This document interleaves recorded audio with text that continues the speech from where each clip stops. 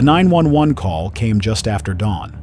Amy Bosley screaming that armed men had broken into the family's cabin and shot her husband. When deputies arrived, the story almost made sense.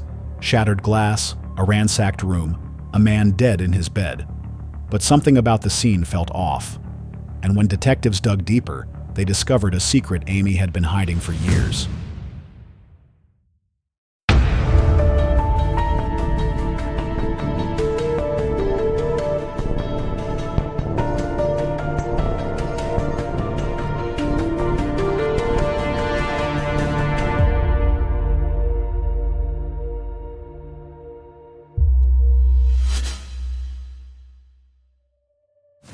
Robert Bosley was living the dream. A self-made millionaire in northern Kentucky, he built his roofing business from the ground up. By his 40s, he owned a sprawling home, a vacation cabin, luxury cars, and most importantly, a young family that seemed picture-perfect. His wife, Amy, was admired as a devoted mother.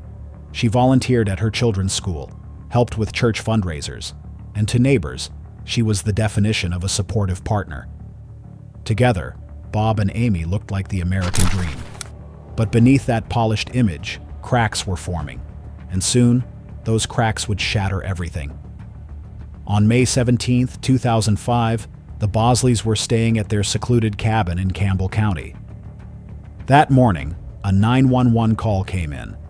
Amy Bosley's panicked voice filled the line. She told dispatchers that intruders had broken in and gunned down her husband while he slept.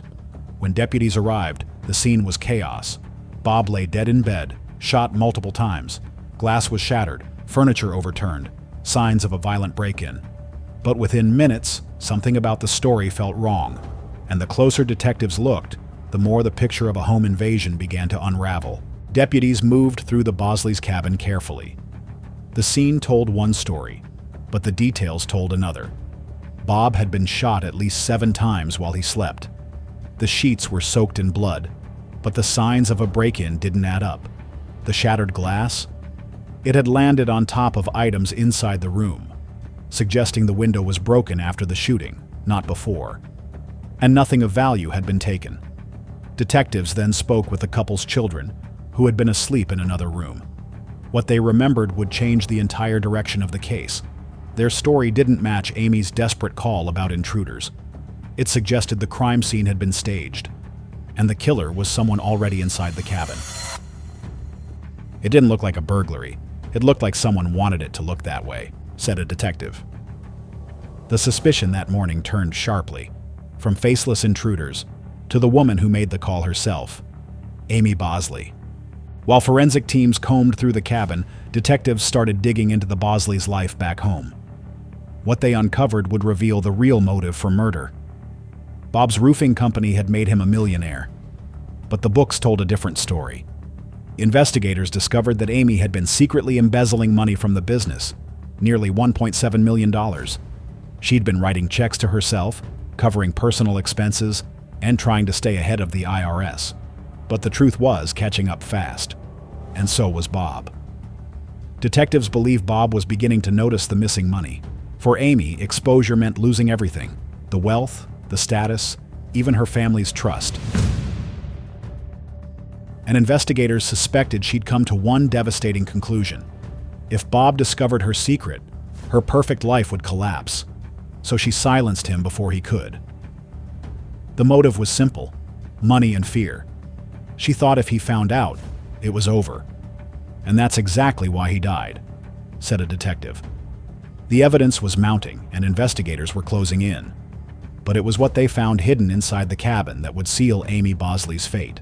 As suspicions circled Amy Bosley, detectives searched the cabin for anything that might link her to the crime. In a bedroom closet, tucked away inside her handbag, they made a discovery that changed everything. It was one of Bob's own guns, a Glock from his personal collection. Amy had hidden it in her purse. Ballistics couldn't confirm it as the murder weapon, but detectives were certain the discovery wasn't coincidence. That gun didn't end up in her purse by mistake. It told us she was trying to cover her tracks, said a detective working on the case. The story Amy told, Intruders, a violent break-in, was collapsing under the weight of evidence. Her children's testimony, the staged crime scene, the embezzled money, and now, the hidden firearm. Piece by piece, the picture became clear. Bob Bosley hadn't been killed by strangers. He had been killed by the woman who shared his bed. Just days after the murder, Amy Bosley was arrested and charged with her husband's death. The trial that followed would expose not only a crime of desperation, but the double life that led to it. In the days after her arrest, the community was stunned. To neighbors, Amy Bosley was the last person anyone suspected. But the evidence was overwhelming, and prosecutors prepared to put her on trial for murder. If convicted, Amy could face the death penalty. But there was one more complication: her two young children. They would have been forced to testify against their own mother. To spare them, Amy struck a deal. She pleaded guilty to murder. In exchange, the death penalty was taken off the table. Her sentence: 20 years in prison, with the possibility of parole after 17. In the end, Amy Bosley destroyed the very life she claimed she was trying to protect. She killed the man who built her world and left her children without both parents. The story of Bob and Amy Bosley is a reminder that appearances can hide dangerous truths. Behind the image of success, Amy was drowning in lies. And when the walls closed in, she chose murder over confession. Robert Bosley's life ended in betrayal, and Amy Bosley's perfect life was nothing more than a perfect lie.